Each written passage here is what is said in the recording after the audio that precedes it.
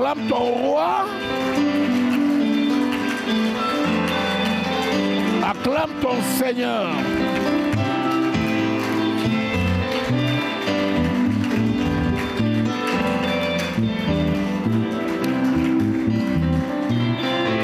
Merci Seigneur.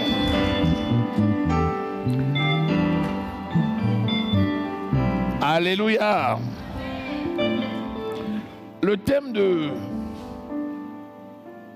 cette veillée, c'est la délivrance. Amen. Il y a quelques jours, j'enseignais sur comment conserver sa délivrance. Alors, j'ai eu à cœur de vous rappeler comment on reçoit sa délivrance. Mais en réalité, c'est que le Saint-Esprit m'a enseigné, c'est que la délivrance en soi, c'est déjà une réalité vivante. Et on n'a même pas besoin d'être enseigné comment on le recevra.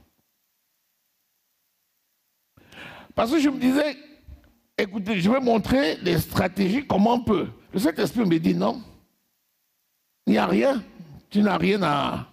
Il n'y a aucune stratégie. La délivrance, c'est aussi naturel que quand tu as cru. Et le Saint-Esprit m'a dit que la délivrance, c'est un acquis. Ce qui est dommage, c'est que certains ignorent qu'ils sont possesseurs. La délivrance vient avec le Saint-Esprit. Et le package vient avec le Saint-Esprit. Il faut maintenant apprendre à l'accepter et apprendre à vivre avec. Et c'est là que le bas blesse. Beaucoup de gens n'ont pas compris ça. Et je vais juste te rappeler ça ce soir. Le Seigneur assimile la délivrance à l'eau qui coule. La délivrance, la première délivrance, c'est la nouvelle naissance. C'est la première, et je dirais presque la seule. Puisque les autres formes de délivrance, c'est secondaire. Ça découle de la première. Je veux même t'enseigner quelque chose. Si quelqu'un naît de nouveau, il reste dans la présence de Dieu. Il écoute la parole. Il adhère à la parole. On n'a même pas besoin de le toucher. À un moment donné, il sera clean. Pas seulement dans son esprit, mais aussi dans son corps et dans son âme. Pourquoi? Parce que nous sommes nettoyés par l'eau de la parole. Maintenant, le Seigneur a envoyé des ministres pour accélérer les choses. La main d'un serviteur de Dieu, c'est la main de Dieu. Et quand le serviteur de Dieu met la main, l'onction passe par ça et ça accélère les procédures. Mais en réalité, c'est l'eau de la parole qui nettoie l'être tout entier, corps, âme et esprit. Est-ce que tu es avec moi? C'est pour te dire quoi? Tous ceux qui sont sous l'influence de la parole de Dieu, s'ils demeurent sous l'influence de cette parole, ils vont être purs dans les trois dimensions, corps, âme et esprit. C'est pour te dire que c'est tellement facile d'avoir la délivrance, mais c'est plus compliqué de le garder parce que c'est strictement lié à la connaissance de la parole de Dieu. Parce que l'ignorance tue. Mon peuple périt parce qu'il lui manque de connaissance. Si tu n'as pas la connaissance, tu ne sauras pas garder ce que tu as reçu. C'est comme un héritier. Vous voyez un enfant qui naît dans une famille, il est héritier. Dès qu'il naît dans la famille, il est héritier. Il est héritier, même s'il est encore bébé, il est héritier. Tu ne peux pas dire qu'il n'a pas, il a. Mais il n'est même pas conscient qu'il a. La délivrance, c'est comme ça. Quand la délivrance arrive, beaucoup de gens reçoivent la plénitude de la délivrance, mais ils n'en sont même pas conscients. Il faut les accompagner maintenant pour qu'ils prennent conscience qu'ils ont tout reçu par le Saint-Esprit et ils commencent à marcher dans cet héritage. Est-ce que tu es avec moi? C'est pour te dire que tu es capable, pendant que tu es ici, tu es capable de prendre possession de tout ce dont tu peux avoir besoin sur la terre avant de sortir tout à l'heure à 5 heures. Tu peux.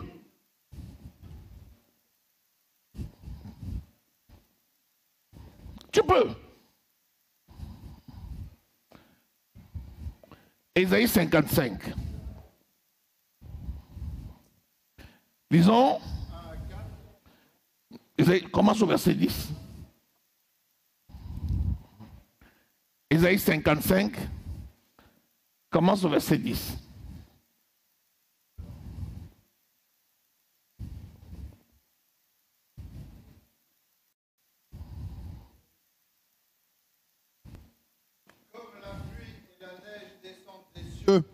Et n'y retourne pas sans avoir arrosé, fécondé la terre et fait germer les plantes, sans avoir donné de la semence au semeur et du pain à celui qui mange. Continue. Je vais prendre dans mon texte. Il en va de même pour ma parole, celle qui sort de ma bouche. Elle ne revient pas à moi sans effet, sans avoir fait ce que je désire et rempli la mission que je lui ai confiée. Alléluia. La parole de Dieu, nous sommes sauvés par quoi? Par la parole. C'est quand tu écoutes l'évangile, tu es touché. Tu te répands de ta mauvaise vie. Tu crois au sacrifice de Jésus. Et tu déclares que tu l'acceptes. Tu es sauvé. C'est pas ça? Qu'est-ce qui nous sauve? C'est la parole.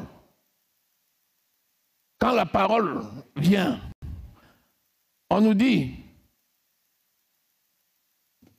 que la parole est comme la pluie qui tombe sur une terre. Est-ce que la pluie peut tomber sans toucher le sol? Est-ce que la neige peut venir jusqu'à fleur du sol comme ça et puis ça part? Qu'est-ce qui se passe? Quand la pluie descend, ça va toucher la terre. Et quand ça touche la terre, ça fait quoi? Ça mouille la terre, ça la rend féconde, ça fait germer la graine, ça donne la sémence au semeur et le pain pour sa nourriture. C'est pas ça? C'est pas ça la délivrance? Tu veux quoi? La parole, tout est à la parole. Est-ce que tu es avec moi? La parole de Dieu, c'est le médicament pour notre corps. La parole de Dieu, c'est la nourriture de notre esprit. La parole de Dieu, c'est le restaurateur de notre âme. J'ai déjà tout dit. La parole de Dieu, c'est la nourriture de notre esprit. Si ton esprit n'est pas nourri par la parole, il meurt. La parole de Dieu, c'est le restaurateur de ton âme. Ton âme ne naît pas de nouveau, a besoin d'être restaurée. C'est avec la parole qu'il est restauré. Et la parole de Dieu, c'est le médicament pour ton corps. Proverbe 4, 22 à 24. Donc la parole de Dieu t'apporte tout. Tout. Est-ce que quelqu'un avec moi? Lisons Éphésiens 1, verset 3. Et là encore, il est un peu plus explicite. Parce que souvent, nous cherchons des choses, en réalité, que nous avons déjà. Imagine-toi, tu es à Auxerre et tu cherches Auxerre. Qu'est-ce qui peut t'arriver? Tu vas certainement quitter Auxerre. Parce que si quelqu'un est à Auxerre et il cherche Auxerre, il va certainement s'éloigner d'Auxerre pour chercher Auxerre. Tu es avec moi? Si tu cherches ce que tu possèdes, tu vas l'abandonner pour aller ailleurs. Vas-y. Béni soit Dieu, notre Père, notre Seigneur Jésus-Christ, qui nous a bénis de toute bénédiction spirituelle dans les lieux célestes en Christ. Donc, ça veut dire que tout ce dont nous pouvons avoir besoin, nous l'avons déjà. La parole, c'est la pluie. Nous sommes le champ de Christ. Si la parole descend, elle doit arroser le champ de Christ. Non seulement elle doit l'arroser, elle doit la rendre féconde. Elle doit faire germer la sémence qui est en elle pour lui donner non seulement la sémence pour d'autres sémences, mais encore le pain pour sa nourriture. Ça ne loupe jamais. Ça ne rate jamais sa cible. Est-ce que tu sais que le Saint-Esprit, quand il arrive en toi, il s'appelle la vie éternelle. Et quand on dit vie éternelle, c'est une vie sans fin. Pas seulement pour ton esprit, mais aussi pour ton âme et pour ton corps.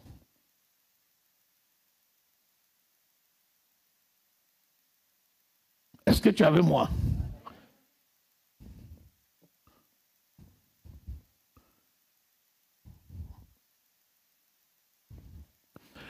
Bien, on va conjuguer un verbe. Vous allez voir quelque chose qui se passe. Lis Marc 11, 23, 24. Et là, vous allez comprendre maintenant quel est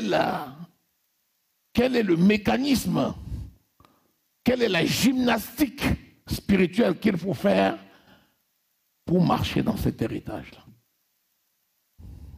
Je vous le dis en vérité, si quelqu'un dit à cette montagne, retire-toi de là et jette-toi dans la mer, s'il ne doute pas dans son cœur, mais croit que ce qu'il dit arrive, il le verra s'accomplir. Si quelqu'un dit à cette montagne, est-ce qu'on a dit à Dieu? Là, on dit si quelqu'un dit à cette montagne, attends, le mont Kilimandjaro, tu peux le déplacer en disant, mont Kilimandjaro, saute et va dans la mer? Non. Donc, la montagne dont on parle, c'est quoi? Voilà. Ce sont toutes les difficultés que tu peux rencontrer dans la vie. Et on prend l'image d'une montagne pour te montrer que rien n'est au-dessus de la parole de Dieu et que tu es capable de tout. Est-ce que c'est écrit? Philippiens 4,13 nous dit « Je peux tout faire par Christ qui me fortifie. » Quand on dit tout, c'est tout. Parce que souvent on dit non, vous exagérez. Demandez quand même des choses raisonnables. Est-ce qu'il y a des choses raisonnables avec Dieu? Non. Est-ce que tu sais que c'est grave quand tu mets Dieu dans le raisonnable? Il s'appelle éternel. Éternel, c'est celui qui n'a ni commencement, ni fin. Et voilà que tu le mets dans une limite. Raisonnable, c'est quelque chose qui a un commencement et une fin. Donc, ça veut dire quoi? Ça veut dire que si tu veux, tu peux.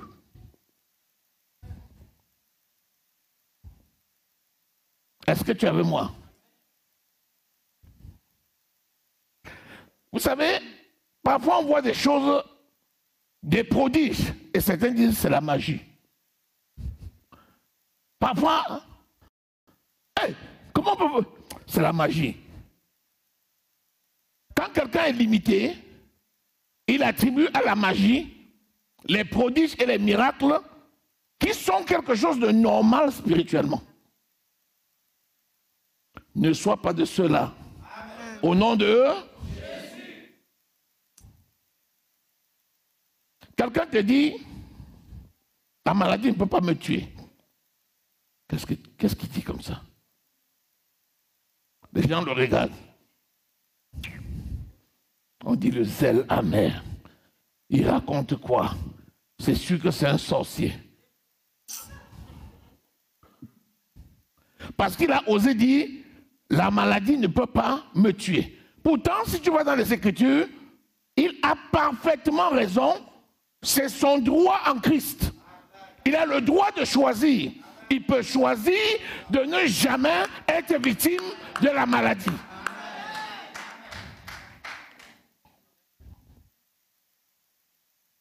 Est-ce qu'on peut essayer de le faire ou bien est-ce que c'est naturel? C'est naturel. C'est spirituellement naturel. Est-ce que tu es avec moi?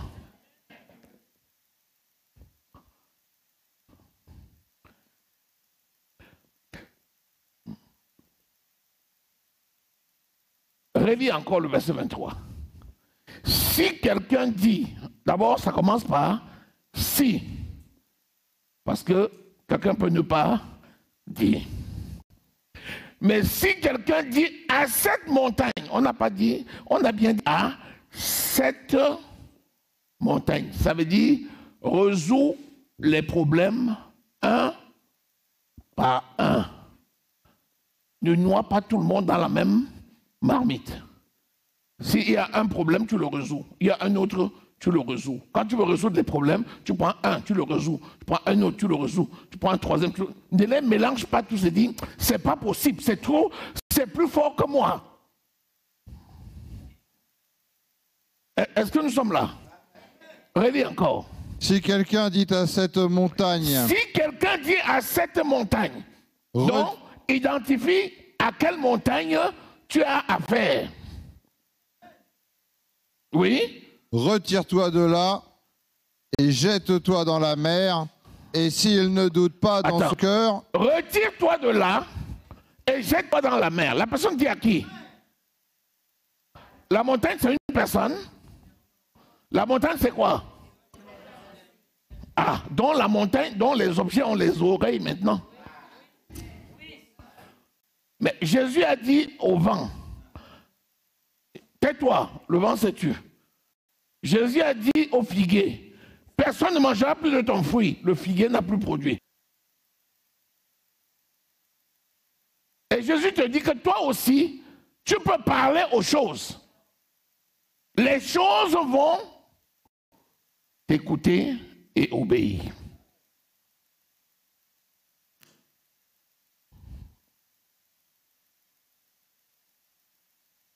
Si quelqu'un dit à cette montagne, oh toi, il n'a pas dit, oh Seigneur, fais que la montagne-ci soit ôtée. Est-ce que tu es avec moi? Est-ce que cette prière-là peut marcher? Comment quelqu'un va te donner la capacité de faire? Il te donne déjà la délégation. Et tu reviens encore vers le directeur, lui dis, s'il te plaît, directeur, autorise que l'on me laisse sortir avec du pain. Moi, je pense que le directeur, tu risques d'avoir des problèmes. Tu as déjà le quitus et l'autorisation de sortir avec du pain. Ne dérange pas le directeur pour que le directeur dise au magasinier de te donner du pain. C'est trop compliqué. Si quelqu'un dit à cette montagne, donc la montagne ça peut être quoi? La pauvreté, le célibat, la maladie, l'échec, tout ce que tu veux, le rejet, tout ce que tu veux, c'est la montagne. Quand tu parles à la douleur, dis douleur, dégage au nom de Jésus. Dis, oh Seigneur, tu vois comment mes pieds me font mal. Fais quelque chose. Ah non, il ne fera rien. Il a déjà fait en te donnant la capacité de commander à douleur de partir. Parce que douleur, c'est tromper de chemin. Est-ce que tu es avec moi?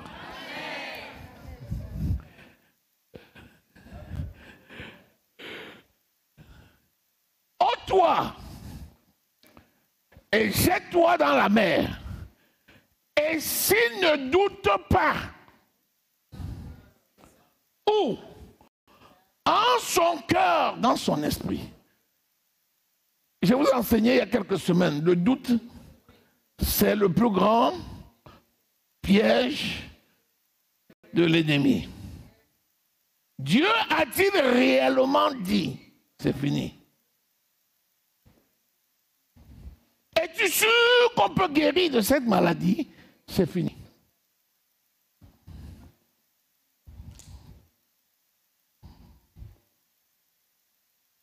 Rappelle-toi que ce n'est pas Dieu qui va créer. Il t'a déjà donné la capacité de créer. C'est toi qui vas ordonner à la montagne de partir.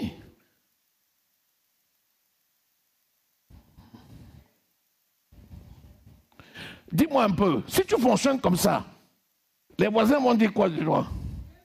Tu es? Dis encore. Dis encore. Si on ne t'a pas encore dit que tu es fou, c'est que tu n'as pas encore commencé à fonctionner selon le Seigneur.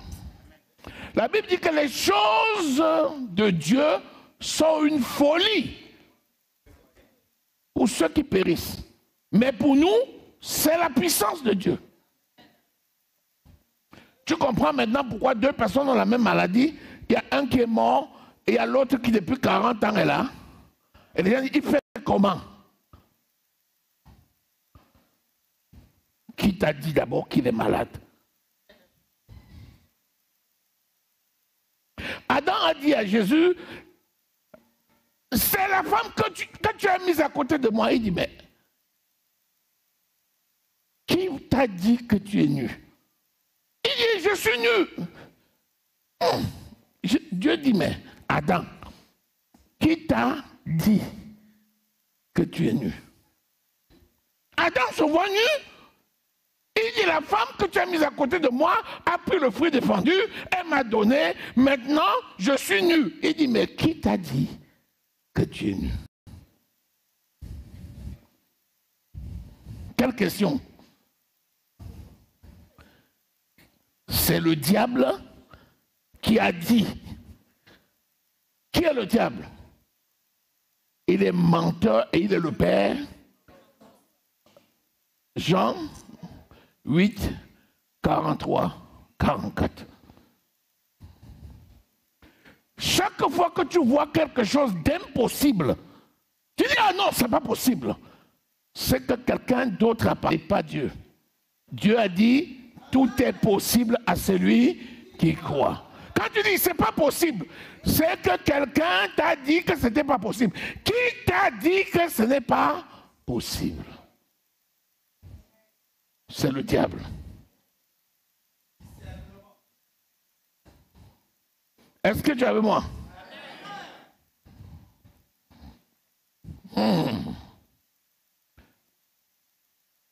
S'il ne doute pas, mais il croit dans son cœur que ce qu'il dit arrive, aïe aïe aïe, quelle gymnastique.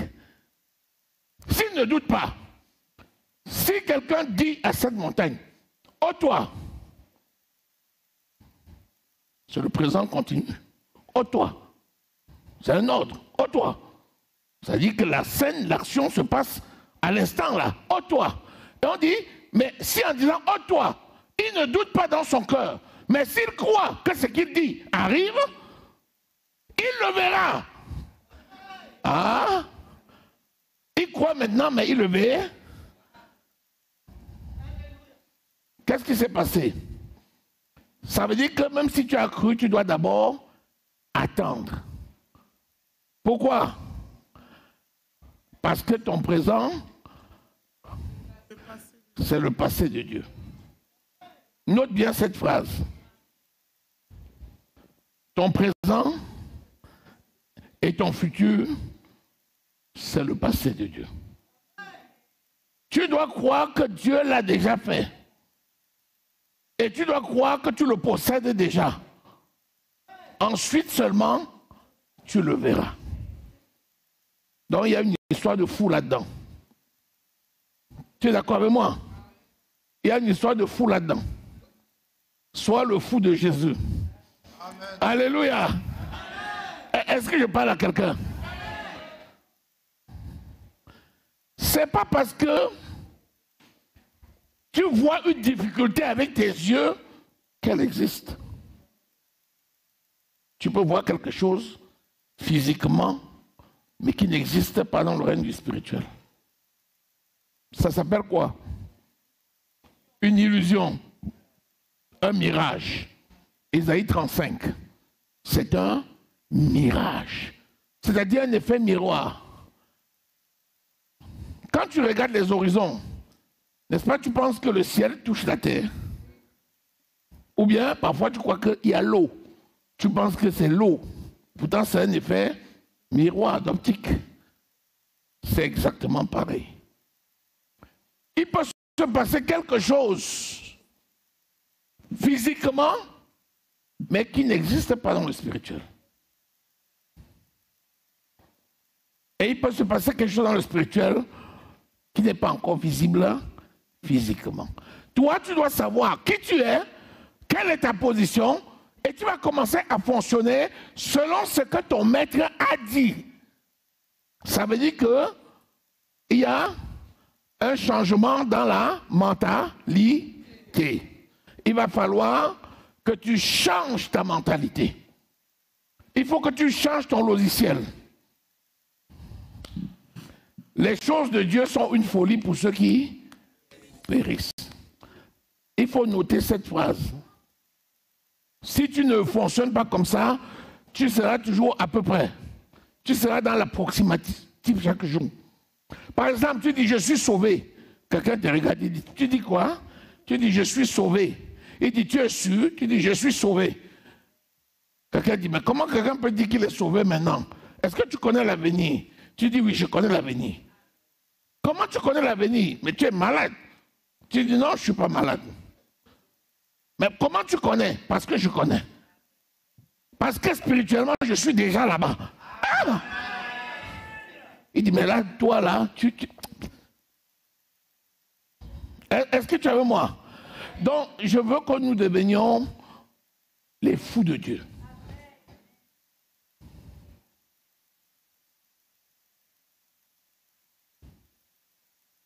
Il n'y a aucun autre chemin de la croissance que cela.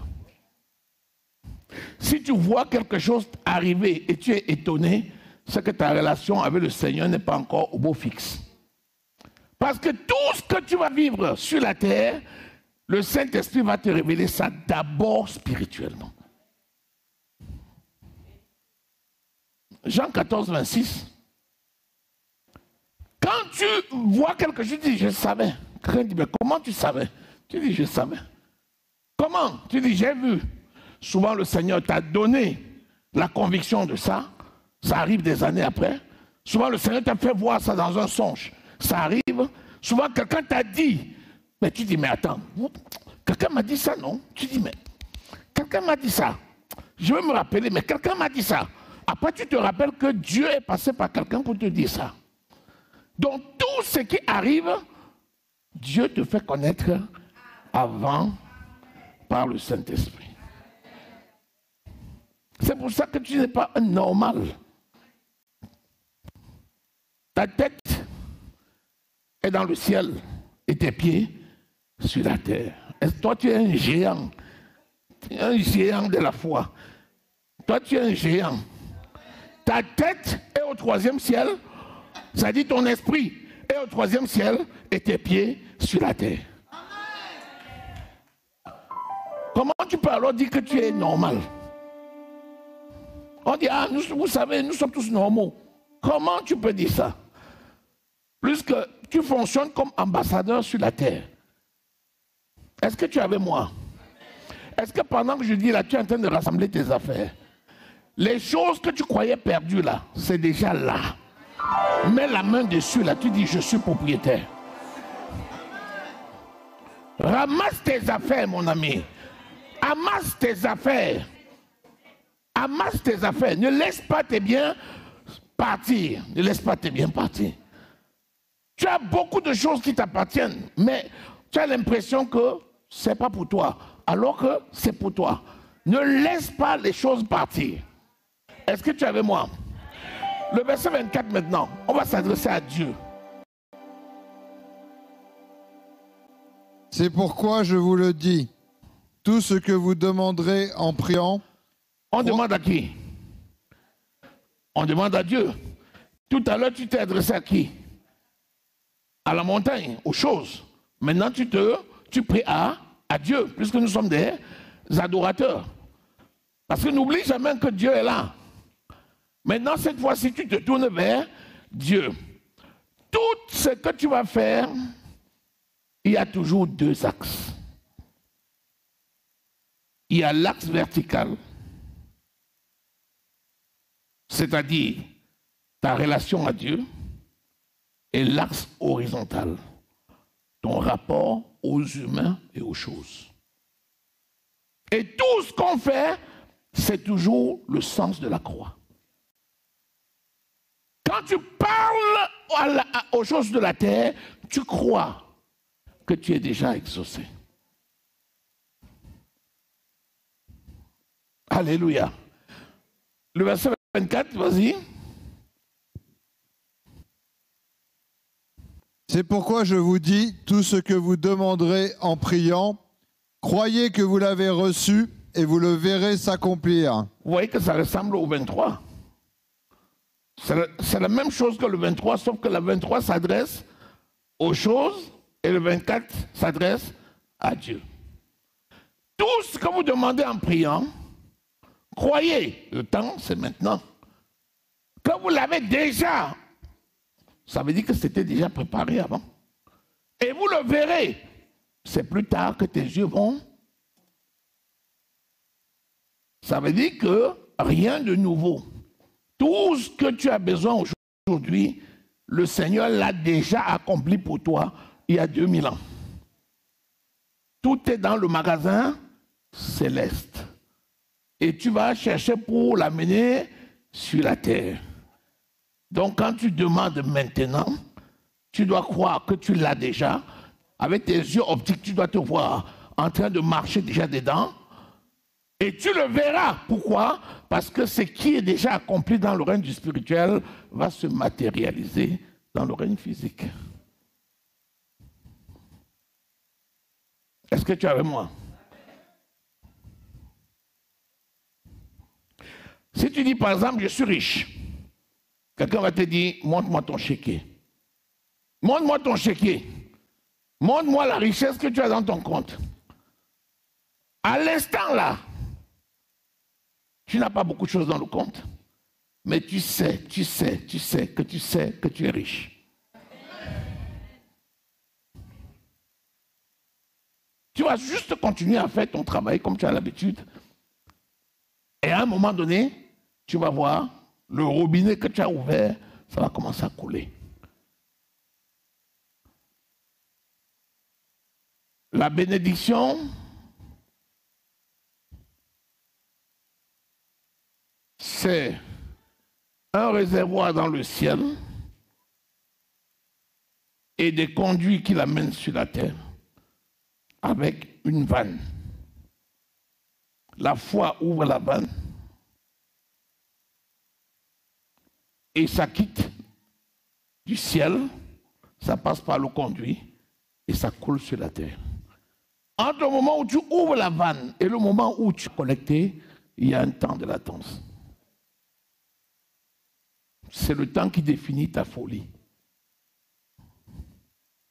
Est-ce que tu es avec moi? Donc, qu'est-ce qu'on peut dire? Ça veut dire que ce qui te paraissait impossible, maintenant tu en es déjà possesseur. Alléluia.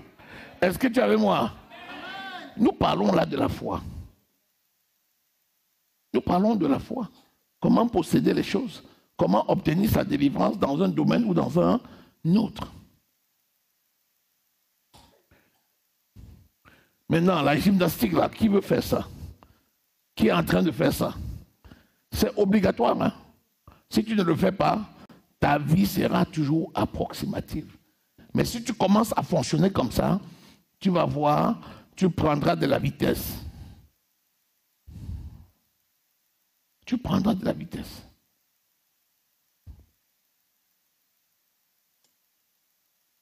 On dit, croyez que vous l'avez déjà reçu.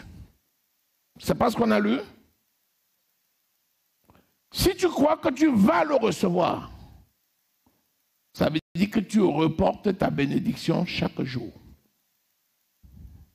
Par exemple, tu pries aujourd'hui, oh Seigneur, donne. tu crois que tu vas le recevoir demain. Demain, tu pries, oh Seigneur, donne. Tu crois que tu vas le recevoir après-demain. Demain, tu dis, Seigneur, donne. Tu crois que tu vas le recevoir 4 jours après. 4 jours après, Seigneur, oh, donne. Tu crois que tu vas le recevoir. Tu es toujours en train de reporter ta bénédiction alors que tu es déjà béni.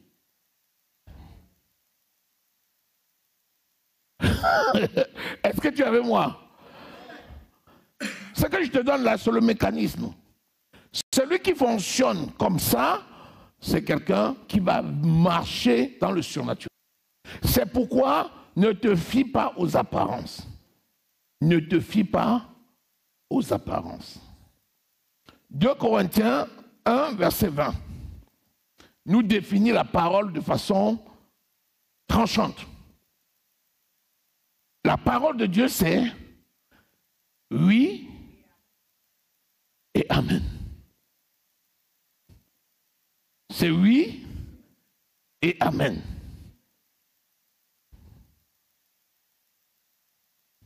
Vas-y, lis. Car pour ce qui concerne toutes les promesses de Dieu, c'est en lui qu'est le oui. C'est pourquoi encore l'amen par lui est prononcé par nous à la gloire de Dieu. Vous voyez, Dieu c'est oui et nous c'est amen. Toute la parole c'est oui et amen. Tout ce que Dieu a dit, il a déjà dit oui pour nous. Mais c'est à nous maintenant de dire amen. Le amen vient après le oui. Toutes les promesses de Dieu, c'est oui. Et nous, c'est le amen. Quand Dieu l'a fait, c'était oui. Ne pas plus demander, Seigneur, est-ce que c'est ta volonté? Est-ce que Seigneur, tu veux que... C'est déjà oui. Vous connaissez la volonté générale de Dieu et la volonté particulière. La particulière, c'est celle que le Saint-Esprit te dit à un moment précis. Mais quand le Saint-Esprit veut te donner un message, est-ce que tu t'attends pour l'avoir? Quand c'est une instruction qu'il te donne, est-ce que tu t'attends? L'instruction est claire. Quand le Saint-Esprit te donne une instruction, tu ne devines pas. Parce que c'est lui qui donne l'instruction. C'est un impératif. Quand lui te dit c'est ça, il ne te laisse pas deviner. C'est quand toi, tu cherches la volonté particulière de Dieu pour toi dans un domaine, c'est là où tu peux demander encore. C'est là où on peut prier, plus prier, plus prier, plus prier. Mais les requêtes ont pris une fois et c'est amen.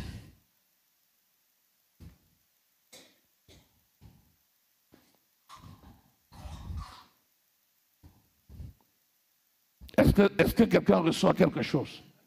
Amen. Est-ce que ça devient plus simple? Je vous assure, ça devient plus simple. La parole de Dieu, c'est oui et amen. Qu'est-ce que Jésus a dit à la croix?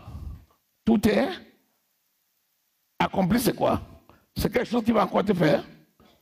Quand c'est accompli, ça veut dire que c'est terminé. Est-ce que quelque chose reste? Non. Son ministère, son sacerdoce sur la terre est terminé. Maintenant, il a un autre sacerdoce dans le ciel. On dit qu'il intercède en notre faveur. Ça veut dire qu'il y a même des situations où tu pouvais être condamné. Lui, là-bas, il intercède et il monte des clous. Il dit au Père, c'est pour lui que j'ai fait. Et le Saint-Esprit te convainc et tu te répands. Est-ce que tu es avec moi? Donc, est-ce que nous allons dire maintenant amen au oui? Quand tu lis la parole de Dieu, il te dit, tu es béni de toutes les bénédictions spirituelles dans les lieux célestes. Amen. Tu as la santé divine. Amen. Tu as la prospérité. Amen. Donc nous devons nous empresser de saisir ce que Dieu a dit d'avance. Parce qu'il n'est pas un homme. il n'est pas le fils d'un homme. Ce qu'il a dit, Il fera. il le fait. Il n'y a pas de... Est-ce qu'il va faire? Oh Seigneur, oh prions, prions. On va vraiment beaucoup prier. Hein? On va prier jusqu'à ce que Jésus fasse. Comment tu vas... Il va encore faire quoi? Il a déjà fait. Ce que tu dois faire, c'est prendre. Je vais prendre un exemple encore qui va vous aider beaucoup. Tu as commis un péché. Oh Seigneur, pardonne-moi. Ouais, pardonne-moi mon péché. Oh Seigneur, pardonne-moi. Il dit, si quelqu'un demande, se répand, il obtient. Est-ce que tu as besoin de lui dire, pardonne-moi 2 fois? La Bible dit que quand quelqu'un a péché, approchons-nous du trône de la grâce pour obtenir la miséricorde. Obtenir, c'est demander. Obtenir, c'est quoi? C'est prendre. Ça veut dire que le pardon est déjà donné. Depuis 2000 ans, le pardon est là. Quand toi-même tu sais que tu as fait quelque chose de mauvais, l'Esprit te dit, tu dis Seigneur, je reconnais mon tort et je prends le pardon que tu m'as donné. Tu ne vas pas passer 3 jours à jeûner pour que Dieu te pardonne ton péché. Est-ce que tu es avec moi?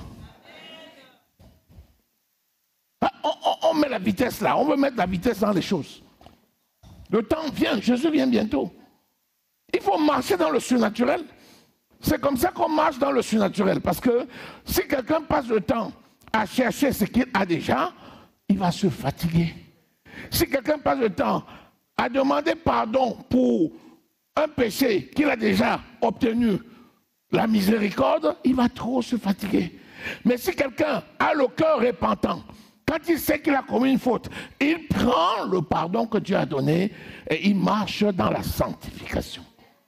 Avec ça, ça va beaucoup plus vite. Est-ce que tu es avec moi?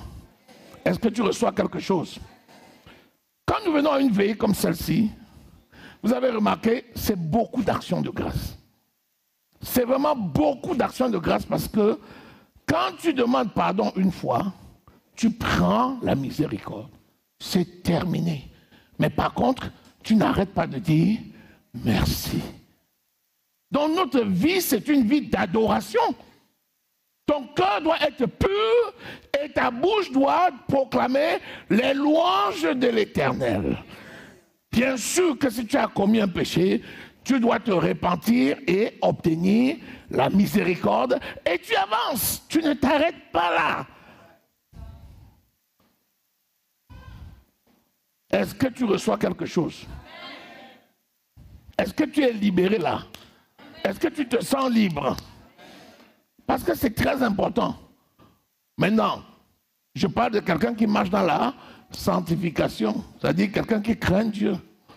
Maintenant, si quelqu'un ne craint pas Dieu, il est couché dans le péché, c'est lui et son Dieu.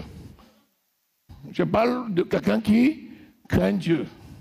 Vous savez que quand tu es responsable, quelqu'un n'a même pas besoin de te dire, répands-toi. Tu sais que quand tu as commis un péché, tu sais. Puisque le Saint-Esprit te dit, pourquoi tu es rentré dans la boue? Un prince comme toi. Viens. Oh Seigneur, je prends le pardon. Et tu tournes, tu marches sur la bonne voie, Karcher, tu nettoies, tu avances. Alléluia. Ça s'appelle la responsabilité. On ne met pas un gendarme derrière toi, le pasteur est derrière toi, avec sa caméra. On a dit veiller les uns sur les autres, on n'a pas dit surveiller les uns les autres. On veille sur les frères, on ne surveille pas les. Je ne suis pas là pour surveiller quelqu'un. Nous n'avons même pas à nous surveiller. Et avec la caméra, je l'ai vu passer 3 fois. La 4e fois, il veut lui demander, pourquoi tu passes trop ici? Tu es devenu le surveillant de ton frère.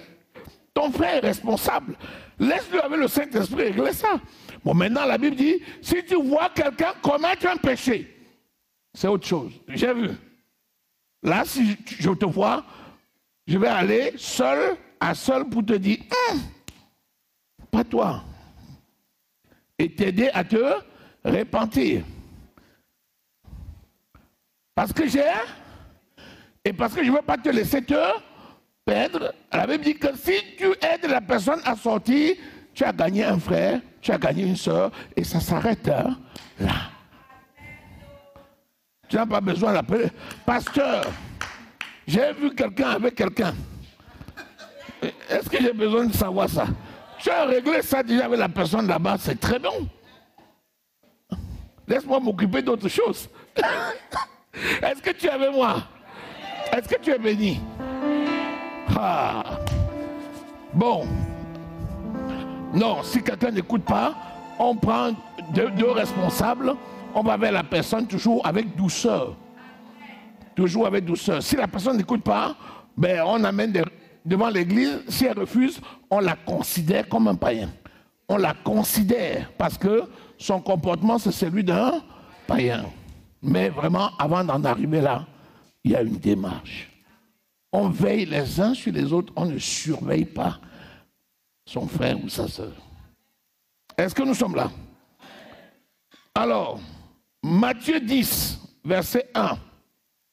Alors là, on voit trois choses que la parole fait pour nous. Et ce soir, nous prenons chacune de ces trois choses. Lisons Matthieu 10, verset 1 et verset 8.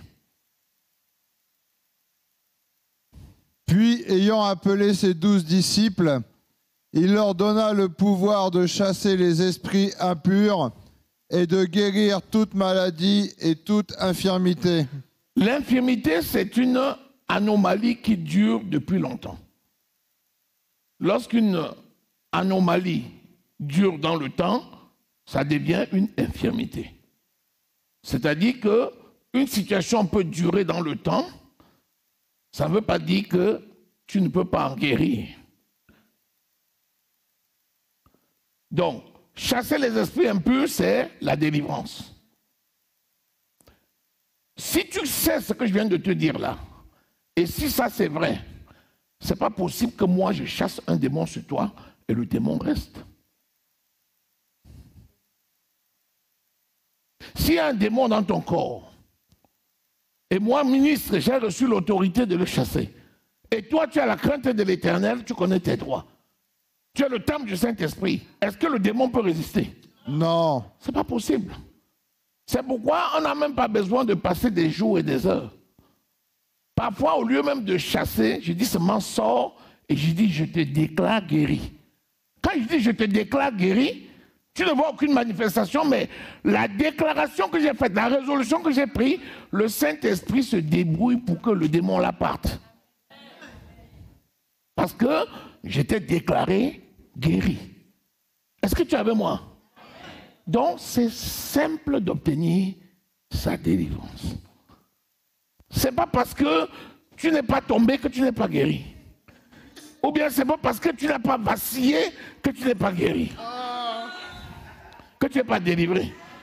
On dit, on a prié sur lui, mais il n'est pas tombé.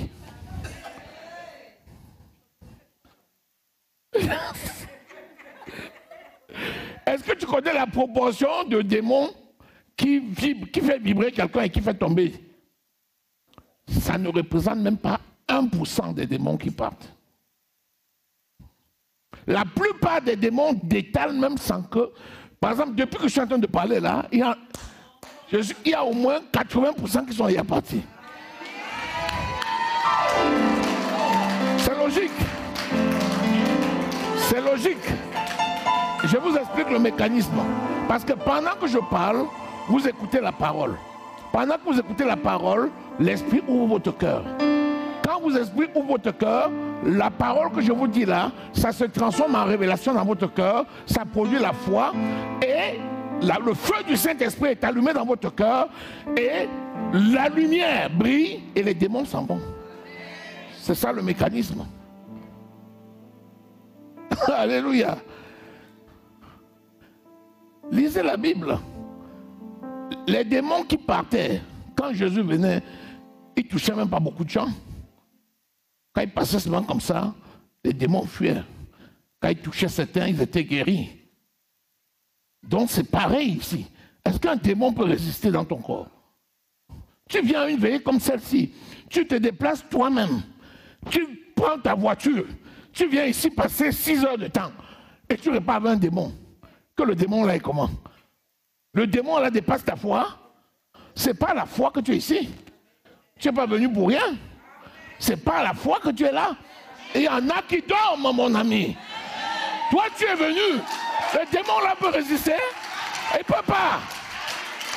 Il ne peut pas. Tu l'as vaincu par la foi. Ta seule présence là, l'a déjà mis KO. Au nom de Jésus. C'est comme ça. Maintenant, après, je vais mettre la main sur toi. Ne pense pas que quand tu vas tomber, c'est là que tu vas dire, hey, aujourd'hui là, c'était chaud. Aujourd'hui là, ah!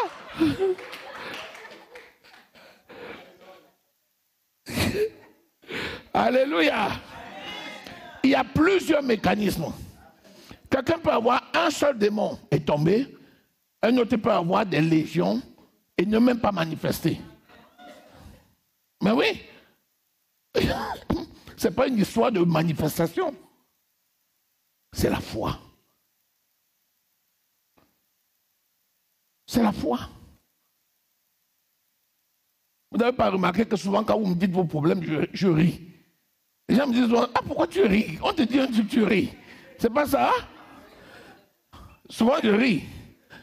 Parce que quand tu parles, tu deviens sérieux là. Et tu comme ça, je commence à rire. Parce que je sais que le problème là ne peut pas te dépasser.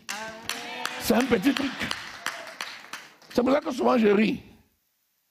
Quand tu dis pourquoi tu ris, je dis tu es plus fort que ce problème-là.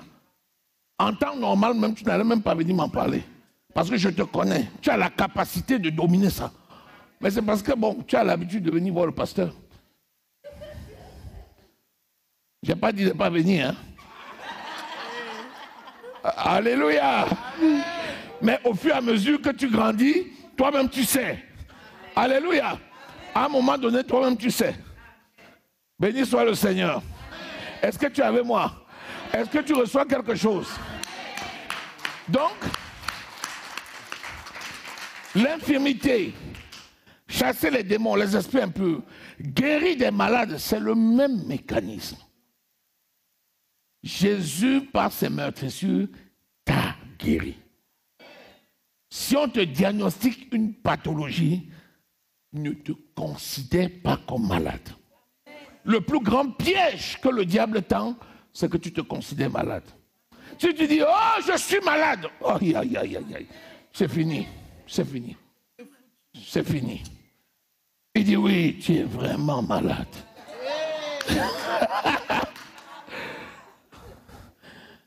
Parce que il y a des faits scientifiques, on a la preuve scientifique, mais ce n'est pas la vérité. C'est la parole de Dieu qui est la vérité. Jean 17, 17. La parole de Dieu, c'est la vérité. Si quelqu'un te montre des faits, tu dis, oui, je vois des faits, mais par les meurtrissures de Jésus-Christ, je suis guéri. Même si on te dit que c'est le cancer, tu dis cancer, c'est quoi? Qui vous a même dit que c'est le cancer? C'est pas parce que le microbiologiste a mis cancer que c'est le cancer. Est-ce que c'est même le cancer? Qui t'a dit que c'est le cancer? Dieu dit que j'ai la santé divine, toi tu dis que j'ai le cancer. Quel cancer? Entre Dieu et toi, qui dit vrai? C'est Dieu, non? Toi tu n'es qu'un biologiste. Tu n'es qu'un anatomopathologiste. Tu n'es qu'un scientifique. Tu as fait selon la connaissance scientifique. Mais le monarque de l'univers, mon Père, m'a dit que j'ai la santé divine. Alléluia. Est-ce que tu es avec moi? Est-ce que tu reçois quelque chose? Acclame Jésus. Acclame Jésus. Acclame Jésus. On va avancer dans le programme, n'est-ce pas? Parce qu'à ce rythme-là, je vais prendre la place jusqu'au matin. Alléluia. Alors, acte saint. versets 12 à 15. Et Marc 6, verset 13. Vas-y. Beaucoup de miracles et de prodiges se faisaient au milieu du peuple par les mains des apôtres, et ils se tenaient tous ensemble au portique de Salomon. Beaucoup de prodiges et de miracles. Les guérisons, les délivrances, les miracles, les prodiges ne concernent pas quelques cas. Il y a beaucoup de guérisons. Beaucoup. Et ça ne concerne pas une personne. Hein. Nous tous ici, il n'y a pas une personne ici qui n'a pas été guérie. Il n'y a pas une personne ici qui n'a pas été délivrée. Il n'y a pas une personne ici qui n'a pas été guérie d'infirmité. Pour la simple raison que c'est notre esprit qui naît de nouveau. Le corps physique et l'âme ne naissent pas de nouveau. Donc, le temps de grandir, on est confronté à des réalités physiques. Mais il nous délivre de toutes. Il nous délivre de toutes. Le superlatif, j'ai dit bien tout. Dans la Bible, à chaque fois, c'est tout, tout, beaucoup, tout, beaucoup, tout, beaucoup.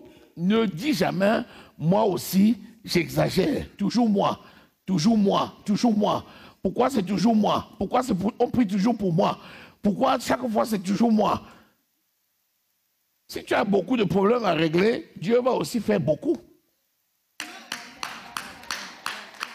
Ça te fait croire que c'est toi. Si c'est toi, même pendant 6 mois, c'est toi. Après, tu as le reste de la vie. C'est toi qui vas délivrer les autres. Tu es délivré pour délivrer les autres. Tu es guéri pour guérir les autres. Ah, je ne vais plus aller à l'église, hein, parce que on ne sait jamais, peut-être je vais tomber encore. Les gens vont rire.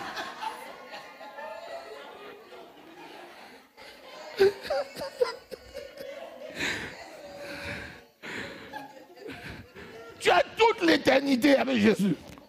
Tu tombes 6 mois. 6 mois, c'est quoi sur une éternité?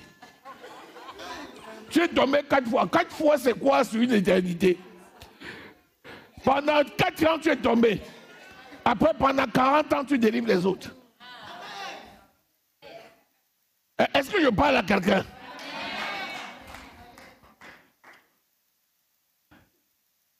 Je vais vous dire une chose. Quand vous regardez à la télévision, vous voyez, on prie sur quelqu'un une fois, là, c'est fini. Après, vous ne le voyez plus. Il fait le témoignage. Après, une fois. C'est parce qu'à la télévision, beaucoup de serviteurs de Dieu ne passent pas la délivrance d'une même personne 2 fois. On passe une fois, on continue à prendre la personne en charge, mais on la prend en charge à part. De manière à ce que, voilà, jusqu'au jour où tout est fini. Ne croyez pas qu'il y a des serviteurs, poum, poum, poum, poum, poum, poum, délivrance complète. Et puis d'autres, ils passent, ils repassent. C'est le nettoyage, non? Quand tu nettoies ta maison, là, tu nettoies une fois. Tu nettoies jusqu'à la maison même, elle devient belle. Tu dis, ah non, j'ai travaillé sur la maison, là. Elle est belle. Alléluia. Amen. Donc la notion de beaucoup est très importante. Nous avons toute l'éternité avec Jésus. Et pendant que nous marchons sur la terre, nous sommes confrontés au diable et à ses agents. Ils vont toujours être là. Donc, tu es tout le temps sur les rings. Tu es tout le temps en train de combattre. Jusqu'à ce que Jésus vienne, tu es toujours... On te voit en jogging. On dit, ah, tu vas porter le costume quand? Tu dis, mon ami, le combat est trop dur. On dit, toi aussi. Tu es toujours en train de combattre. Mon ami, dis-lui que tant que Jésus n'est pas venu te délivrer, le combat continue. C'est un combat de coq. Alléluia. Hein? Ah, le diable ne dort pas. Voilà. Est-ce que tu sais que tu ne peux pas tuer le diable? Tu sais que tu ne peux pas tuer le diable? Parce que Jésus a réservé le diable pour lui-même. C'est lui-même qui va l'attacher d'abord. pour 1000 ans et après le jeter dans les temps de feu. Il faut que le grand frère des démons, là, c'est le grand frère des saints qui va s'occuper du grand frère des démons. Donc nous, ce qu'on fait maintenant, on lui résiste. On le résiste, on résiste, il fuit, on le chasse. Il fuit, il revient encore, on le chasse encore. Il fuit, il revient encore, on le chasse encore. Et quand Jésus va venir nous, on va dire, ouf, on est délivré. Et quand Jésus va arriver, il va lui dire, toi là, viens ici. Alléluia. Donc si tu dors, lui, il ne dort pas. Est-ce que tu comprends pourquoi tu es ici? Une fois par mois, tu à la veillée. Et les autres jours, le matin, à midi, le soir, la nuit, à tout moment. Parce que tu es un combattant. Alléluia. Acclame Jésus, acclame. Alléluia. Béni soit le Seigneur. Donc pour finir, tout ce que vous liez sur la terre sera lié dans le ciel. Matthieu 16, 9 et Matthieu 18, 18. La notion de lier sur la terre, lié dans le ciel, délié sur la terre, délié dans le ciel, c'est un combat permanent et le Saint-Esprit travaille avec toi. C'est pour ça que n'arrête pas de lier les démons. Les démons, hein? Parce que si tu ne peux pas tuer Satan, au moins tu as autorité sur les démons. Tu peux les enchaîner. Alléluia. Donc ne te laisse pas bouffer par les démons, mais il faut les taper au nom de... Voilà. Tu les fouettes bien. Alléluia. Et n'oublie pas que tu as reçu la clé. Tout ce qui te donne cette autorité-là, c'est la clé du royaume que tu as reçu. Matthieu 16, 19. Et quand tu lis Matthieu 16, 19, il nous a donné la clé pour nous permettre d'ouvrir. Tu peux ouvrir l'abîme. Les plus récalcitrants là. Vous voyez souvent, non? Quand on prie ici, vous voyez comment nous on fait. Les plus récalcitrants, on ouvre l'abîme. Et on les met dans l'abîme. Et on referme. Il dit non, je veux parler là-bas. Tu vas. Toi là, tu vas dans l'abîme aujourd'hui. Abîme, au nom de Jésus. On a les clés. Alléluia. Est-ce que tu es là? Je veux que tu saches que rien ne peut t'arriver au nom de Jésus. Il faut que tu aies cette assurance. Il t'a donné le pouvoir de marcher sur les serpents, sur les scorpions, sur toute la puissance de l'ennemi, et rien ne pourra te nuire. Est-ce que tu reçois quelque chose? Acclame Jésus.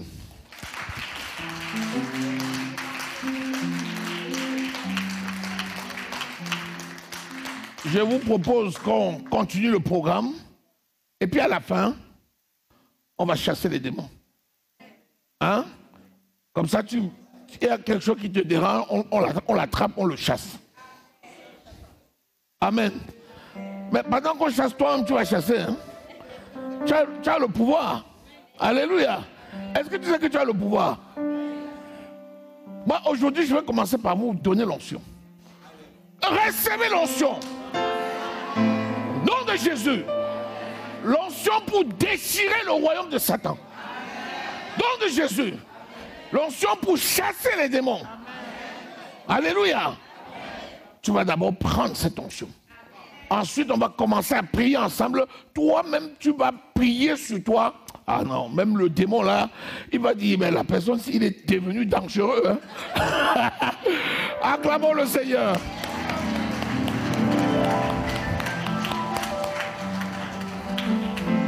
Amen.